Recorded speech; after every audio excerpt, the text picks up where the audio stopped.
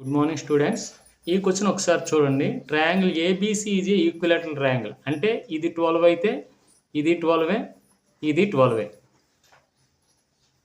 Whose side is 12 centimeters? CD is the bisector of angle C which meets AB at D అన్నాడు.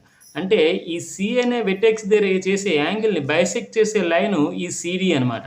ఈ CD ఈ D అనేది ఈ ఏబిని D వద్ద meet అవుతుంది అనమాట, ఈ బైసెక్ట్ చేసే లైన్ అనేది.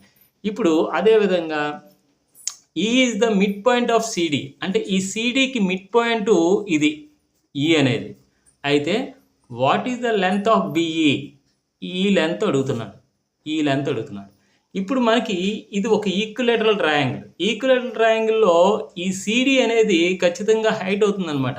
అంటే హైట్కి ఫార్ములా ఏంటి? √3/2 into A, that equal to √3/2 into A value ఏమో 12, దట్ ఈక్వల్ టు హైట్ ఎంత వచ్చింది? 6√3 వచ్చింది. అంటే మరి ఇక్కడి నుంచి ఇక్కడికి హాఫ్ ఉంటుంది కాబట్టి ఇది అందులో హాఫ్ తీసుకున్నట్టయితే డిఈ లెంత్ అనేది 3√3 అనమాట. ఓకే, ఇప్పుడు మనకి ఇక్కడ చూడండి, ఈ యాంగులర్ బైసెక్ట్ చేసి అంటే ఈ యాంగిల్ సిని బైసెక్ట్ చేసే లైన్ అనేది ఖచ్చితంగా ఇది మీడియన్ కూడా అవుతుంది.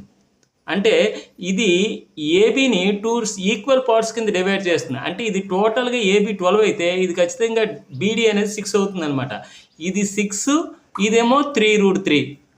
ఇది ఒక రైట్ యాంగిల్ ట్రయాంగిల్. చూడండి, ఇది ఒక రైట్ యాంగిల్ ట్రయాంగిల్.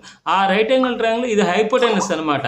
ఇప్పుడు ఈ హైపోటెనస్ కావాలంటే ఏం చేయాలి? BE equal to root over 3√3 whole square అంటే 3√3 whole square plus 6 whole square, that equal to 3√3 whole square అంటే 3 3 జా 9, 9 3 జా 27.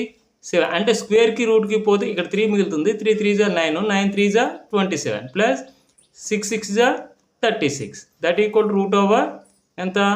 63 వచ్చింది. రూట్ ఓవర్ 63ని ఎలా రాయొచ్చు? 9 7 జా అని రాయొచ్చు. 9కి రూట్ వాల్యూ ఎంత? 3 3√7. Our answer C is right answer.